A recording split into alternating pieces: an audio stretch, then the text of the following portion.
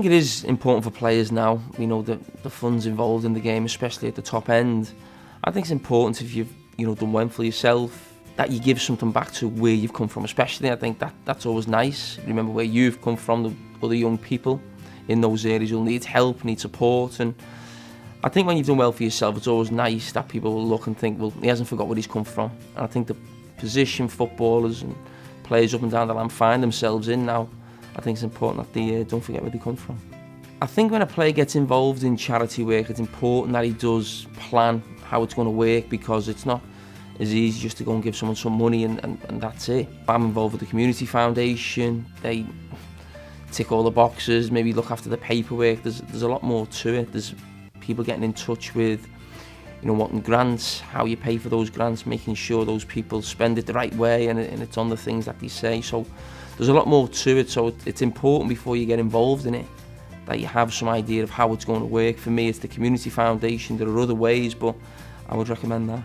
Well, for me, planning the charity was around my testimonial game. I knew that was happening in advance, and it was how we were going to spend the money, what we were going to do with it. We met lots of different organisations, but we finally went for the Community Foundation in Liverpool, who look after my charity. I'm involved, of course, but I needed their help, of course, and because we had months to prepare for the testimonial game, it gave us that time to sort of speak to different people, how it was going to work. And then the idea came of the foundation, not giving the money away in a lump sum. People have different ideas how they want to do it, but for us it was better that we always had something there forever, and we can just give the interest out, and that's how we come to that decision.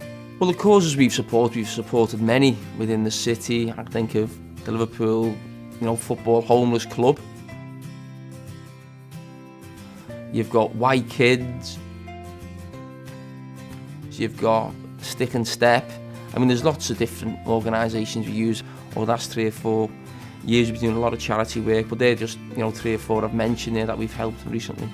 Well, the Community Foundation helps me in distributing the funds by coming to me every 2 or 3 months with the applicants who maybe need different things in different areas of this city, and then we can't choose every single one. We choose the ones that we think are right for us. We normally look at young people, maybe in a sporting background, looking to move on. But if someone misses out, and we always say, you know, try next time, and we always seem to look after people whatever way we can.